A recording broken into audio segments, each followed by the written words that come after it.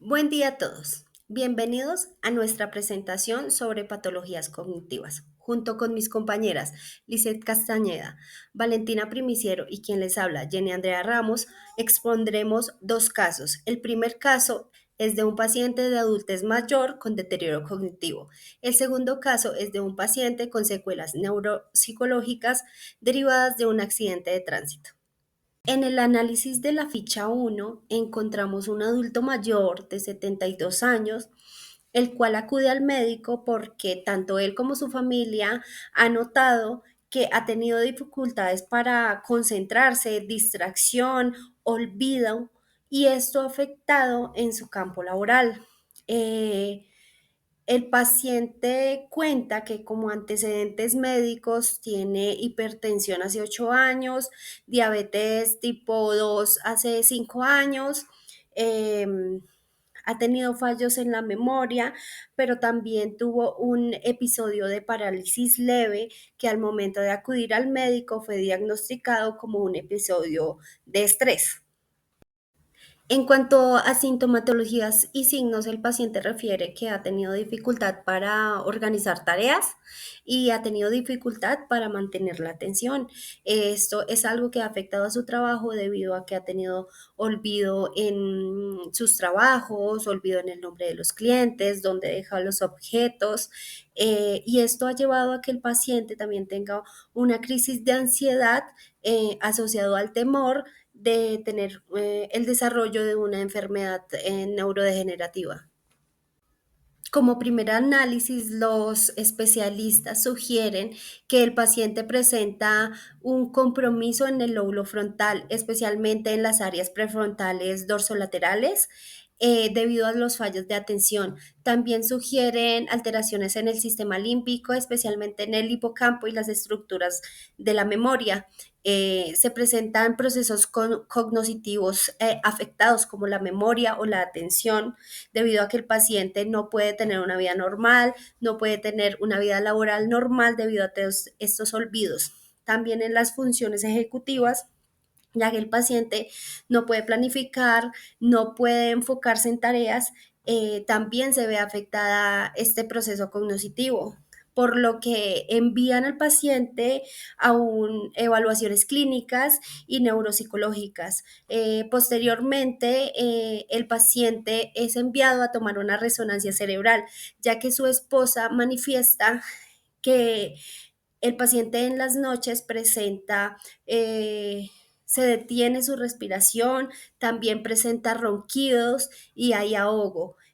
Lo que resulta en la resonancia es que el paciente sufre de episodios de apnea de sueño. Su resultado presenta 37 episodios de apnea de sueño.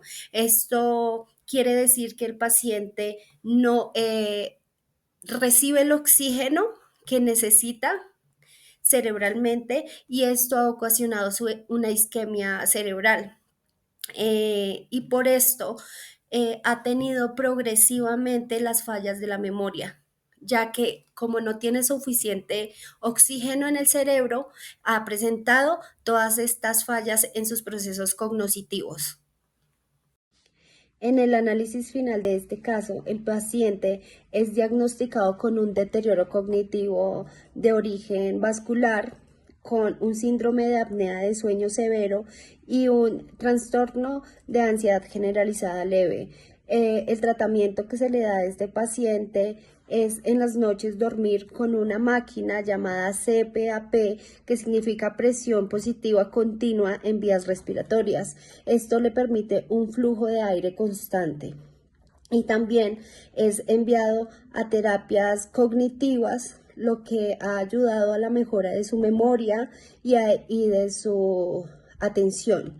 Como consecuencia, el paciente puede recuperar su vida normal, empieza a trabajar nuevamente, la memoria y la atención tienen una mejora notable, pero también el paciente presenta un episodio de dificultades emocionales y sociales, ya que su familia, al pretender cuidarlo, le han prohibido cosas como manejar o manejar tarjetas, y esto ha generado en el paciente algo de depresión debido a todas estas prohibiciones, por lo que se le recomienda que todas estas terapias neuropsicológicas sean acompañadas de terapias psicológicas. La siguiente ficha de análisis de caso número 2, se encuentra un paciente llamado Juan Camilo Álvarez de 35 años, el cual es soltero, su lugar de nacimiento Bogotá, tiene un nivel de escolaridad bachillerato. Juan Camilo asiste a la consulta por motivos de secuelas y afectaciones que ha experimentado por un accidente que sufrió en un choque que tuvo en su moto por un camión. Luego, al llegar a urgencias, después del accidente, Juan Camilo nos cuenta que fue sometido a una tomografía axial computarizada y que se pudo identificar secuelas y golpes que tuvo en su cráneo. Durante la consulta, el paciente expresa dificultades relacionadas con la inhibición de respuestas inmediatas, así como afectación diferida, reporta problemas en las tareas atencionales, dificultades para socializar, ya sea entre su familia o en los trabajos que ha intentado tener, cosa que no ha sido posible, ya que se encuentra con un estado de ánimo muy cambiante y tiene retraimiento, así como también olvidos frecuentes. Dentro de la sintomatología, el paciente nos narra que cuenta con amnesia de los hechos ocurridos en el accidente, así como de un año atrás en su vida cotidiana. El paciente nos cuenta que a diario tiene mucha distraibilidad, es imprudente, tiene mucha impulsividad, agresividad. Esto ha ocasionado que en su trabajo haya tenido muchos problemas y que en el momento pues no se encuentre elaborando. La reducción y ausencia de sensibilidad personal, disminución de afectos y dificultad para inhibir respuestas. La familia también nos comenta que tiene sintomatología del síndrome frontal de tipo pseudopsicopático de la órbita frontal, la cual genera este tipo de manifestaciones como la imprudencia y la impulsibilidad. En el correlato neurológico se obtuvo luego de la tomografía axial, se evidencia una alteración neuronal significativa, una considerada pérdida de neuronas. Asimismo, se observó que todavía había bastante inflamación, hasta la fecha persiste esta inflamación a nivel cerebral y en la barrera hematoencefálica. Se puede provocar alteraciones cognitivas, especialmente en funciones ejecutivas, de memoria, de atención asociadas a lesiones axón, ales difusas, atrofia cortical y función en redes neuronales frontotemporales. ¿Qué quiere decir esto? Que los golpes o hematomas que tuvo el paciente tienen como consecuencia pues toda esta sintomatología que se ha narrado, ya que tuvo varios hematomas, los cuales producieron muchas pérdidas de neuronas. Hablaremos de las implicaciones en procesos cognitivos. Una de ellas es la memoria. El paciente presenta amnesia retrógrada, es decir, que presenta olvidos frecuentes en algunas cosas. Se sugiere que la memoria del trabajo y la memoria a corto plazo están posiblemente con un daño en las áreas temporales y prefrontales.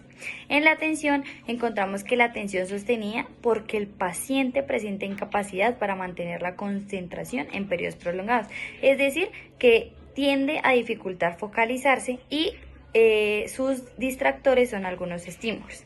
En las praxias y las nocias encontramos que el paciente se encuentra bien, adecuadamente reconoce objetos, los rostros, a su familia, y esto indica que no se encuentra ningún daño.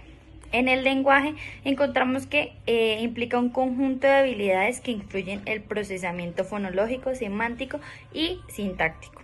Pragmático, dependen de la integridad de las áreas cerebrales. Y por último, encontramos las funciones ejecutivas. Este se evidencia que el paciente presenta una afectación frontal, posiblemente en el área orbitofrontal y prefrontal, en el cual se ven afectadas dificultades para controlar los impulsos, las conductas agresivas, las imprudencias. Un daño o lo que hacía que el paciente se encontrara en ese estado. Encontramos que existían pequeños focos hemorrágicos, lo que evidenciaba una alteración neuronal significativa.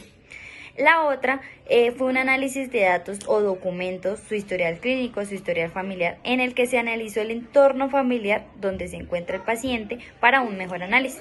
Evidenciamos que su hermana presenta un trastorno depresivo, pero que se encuentra con psiquiatría.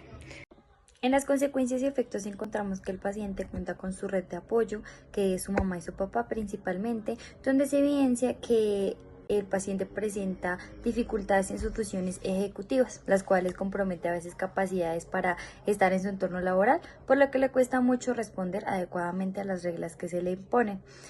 También encontramos que el paciente presenta cambios de estado de ánimo y que es muy impulsivo.